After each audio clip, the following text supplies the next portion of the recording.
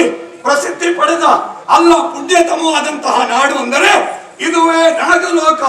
ಈ ನಾಗಲೋಕದ ಅಧಿಕಾರಿ ಧೃತರಾಷ್ಟ್ರ ನಾಮಕನು ನಾನು.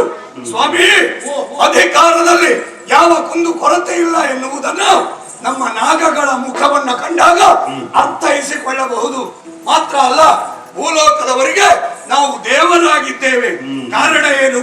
ಜಾತಕದಲ್ಲಿ ನಾಗದೋಷ ಬಂತು ಅಂತಾದರೆ, ಅಲ್ಲ ಸಂತಾನಕ್ಕೆ ತೊಂದರೆ ಆಗುತ್ತದೆ ಅಂತಾದರೆ ನಮಗೆ ಹರಕೆಯನ್ನ ಹೇಳಿಕೊಳ್ತಾರೆ. ಮುಖೇನವಾಗಿ ನಾಗಮಂಡಲವೋ ಗಂಡ ಸೇವೆಯೋ ಅಥವಾ ನಾಗಾರಾಧನೆಯನ್ನು ಈ ರೀತಿಯಾಗಿ ಭೂಲೋಕದವರು ನಡೆಸುವುದುಂಟು. ಅದಕ್ಕೆ ಪ್ರತ್ಯಕ್ಷರಾಗಿ ನಾವು ವರವನ್ನ ಕೊಟ್ಟವರಿದ್ದೇವೆ. ಇದು ನಮ್ಮ ಮಹತ್ವದ ಆದರ್ಶವಾದಂತಹ ಬದುಕು.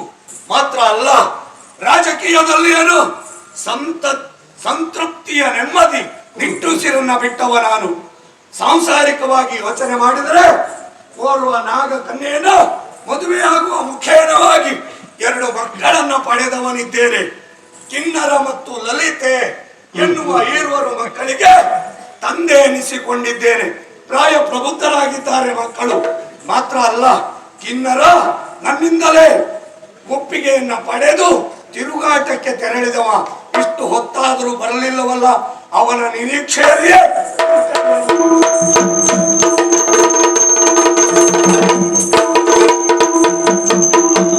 ಮಗನೇ